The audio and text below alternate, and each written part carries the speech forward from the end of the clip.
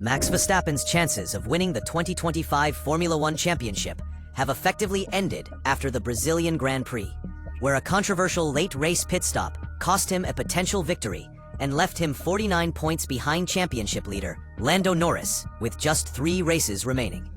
After starting from the pit lane due to a power unit change, Verstappen drove an impressive recovery race to take the lead by lap 55. But Red Bull's decision to pit him for fresh tires with 16 laps to go dropped him back to 4th place. And although he fought back to finish 3rd, the result means the title is now realistically out of reach.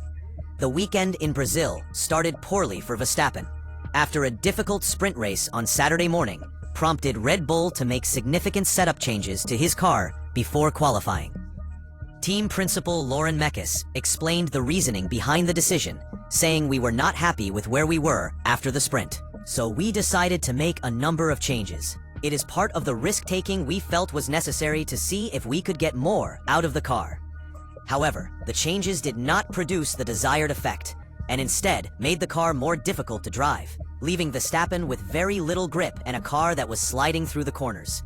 Verstappen qualified in 16th place after being eliminated in Q1, while his teammate Yuki Tsunoda qualified 19th, marking Red Bull's first double Q1 exit since the 2006 Japanese Grand Prix. When asked about the qualifying session, Verstappen described the experience as frustrating, saying, "It was just bad. I couldn't push at all. The car was all over the place, sliding around a lot. So yeah, I had to underdrive it a lot just to not have a moment, and that of course doesn't work in qualifying." He added that the whole weekend had been challenging, but the qualifying result was particularly unexpected, given the amount of changes they had made to the car. Following the disappointing qualifying session, Verstappen was asked about his championship prospects, and his response was blunt. When asked if he could still win the title, he said, "I can forget about that." The reporter asked him to confirm if he really meant it, and Verstappen replied, "Yes, for sure. Where we are starting, that is not going to work. And with these kind of performances, forget about it." It was a rare admission of defeat from the 4-time world champion, who has built his reputation on never giving up. But he was being realistic about the situation, given that he would be starting well down the grid, while Norris was on pole position. Red Bull then made the decision to change Verstappen's power unit, which meant he would have to start the race from the pit lane, rather than from his 16th place grid position. This seemed to make his task even more difficult. But when the race started on Sunday, Verstappen quickly demonstrated why he is considered one of the best drivers in Formula One, by carving through the field in the opening laps and making his way up to 13th place within just a few racing laps. The race was then interrupted by a safety car period after Oscar Piastri made contact with Kimi Antonelli and Charles Leclerc at turn 1 following a restart. Verstappen had picked up a puncture during the incident and was forced to pit under the virtual safety car, which dropped him back to the rear of the field. But he emerged with fresh medium tires and continued his charge through the pack. What followed was one of the most impressive drives of the season, as Verstappen overtook car after car while setting consistently fast lap times and making up ground on the leaders. By lap 55 of the 71-lap race, Verstappen had worked his way through the entire field and found himself in the lead of the Brazilian Grand Prix. It appeared to be shaping up as one of the great Formula One comeback drives, similar to his victory at the same circuit last year when he won from 17th on the grid in wet conditions. The McLarens ahead of him were committed to 2-stop strategies and would need to pit again while the Mercedes drivers were managing their tire wear, and Verstappen seemed to be in control of the race. However, with 16 laps remaining, Red Bull made the call to bring Verstappen into the pits for a fresh set of soft tires. The decision dropped him from 1st place to 4th, behind Norris, Antonelli, and George Russell, and immediately raised questions about whether it was the right strategy call. Verstappen emerged from the pits and quickly began pushing to make up the lost ground, passing Russell on lap 63 with a decisive move around the outside into turn 1 to move up to 3rd place. At that point, Verstappen had a 14-second gap to close to Antonelli in 2nd place.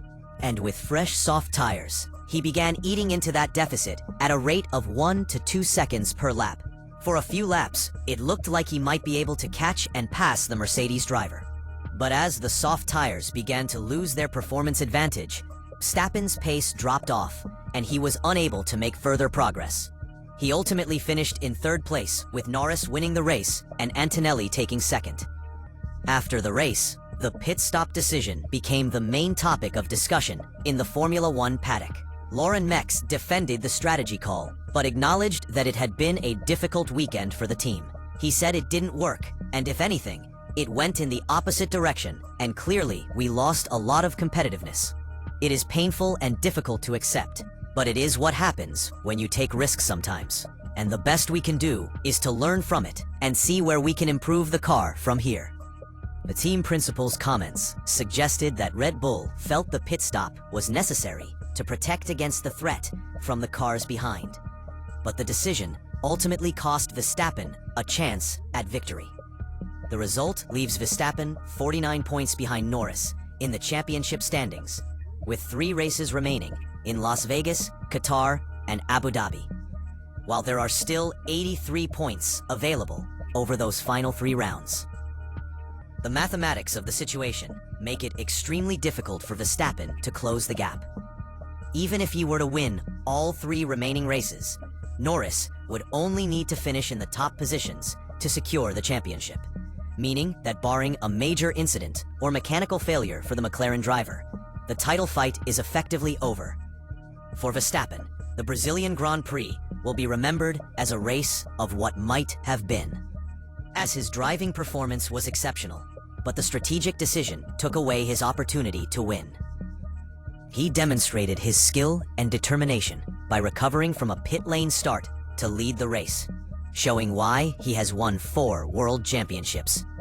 But the pit stop call meant that his efforts were not rewarded with the victory he deserved. The focus for Verstappen and Red Bull now shifts to the final 3 races of the season, where they will aim to win as many races as possible and secure second place in the Drivers' Championship. Yuki Tsunoda also had a difficult weekend in Brazil, finishing the race in 17th place after struggling with tire grip throughout the event.